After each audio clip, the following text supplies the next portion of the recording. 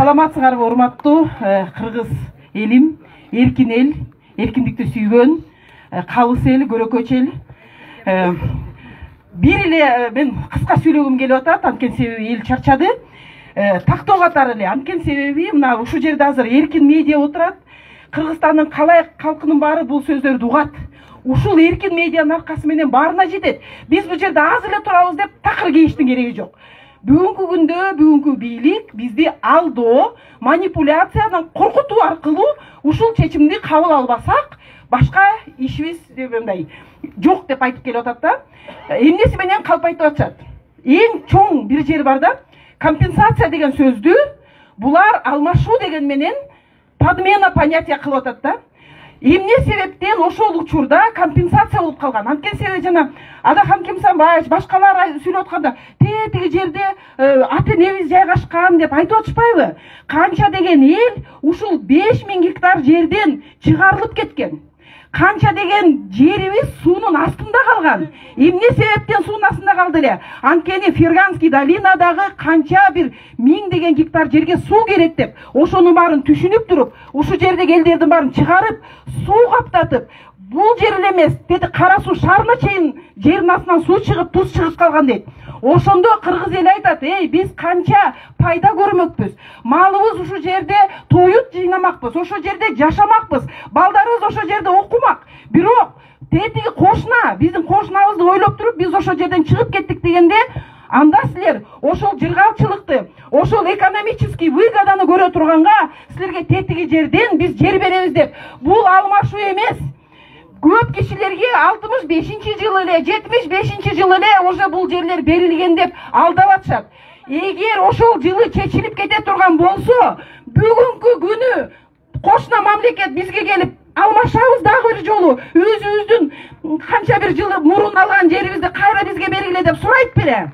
Сурабайт болчу. Ошон үчүн компенсация деген бул биздин көрбөй калган пайдабыз үчүн бизге жер берилип, ошол жерден пайда тапкыла, ошол жерди суаргыла деп отуруп, ошондо дагы канал курулбай калып, канча деген биз пайда көрбөй калганбыз. Канал курулган эмес, дренажный система салынган эмес, агайлар айтып кетти, кайра кайталагым келбейт. Ошон үчүн бүгүнкү күндө Кемпирабад территориясы бул эч кандай талаш жер эмес.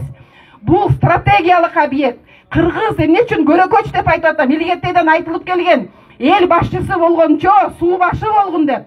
Бул абдан терең мааниге ээ сөз. Ошон үчүн бүгүнкү күндө биз кичинекейбиз, биз алсыз мамлекетпиз деп өзүбүздү жерге бастырбай, биз күчтүү, биз бай, бирок тонолгон мамлекетпиз.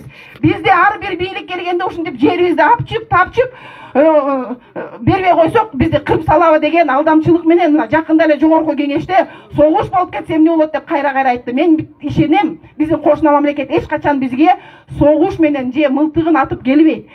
Эми баягы сындаганга баары кыйын дейт. Эмнени сунуштайсыңар деген сөз бар. Мына бүгүнкү күндө биз дагы Бириккен Улуттар Уюмунун мүчөсүбүз.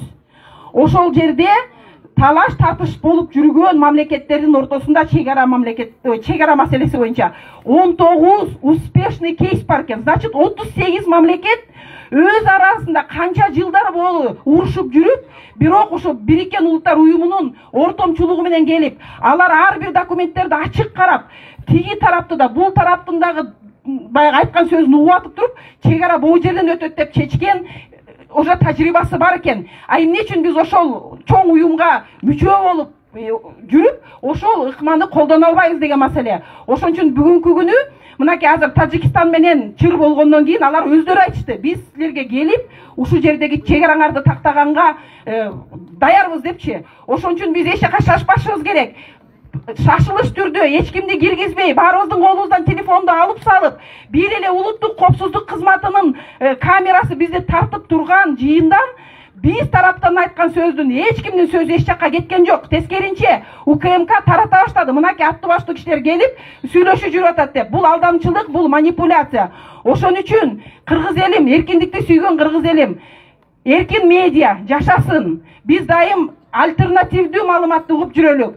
Элдер кыргыз элим дайыма кеңешип кескен бармак оорубайт дейт. Дайыма ортого маселени салып, чечип, ачык айкын чечип жүргөн. Ошон үчүн азыркы күндөгү манипуляцияга алдырбай, бул маселе боюнча так туруп берелик. Мыйзам биз тарапта, биздин позициябыз күчтүү, но бирок бүт бардык жерди биз чечебиз деген бул туура эмес.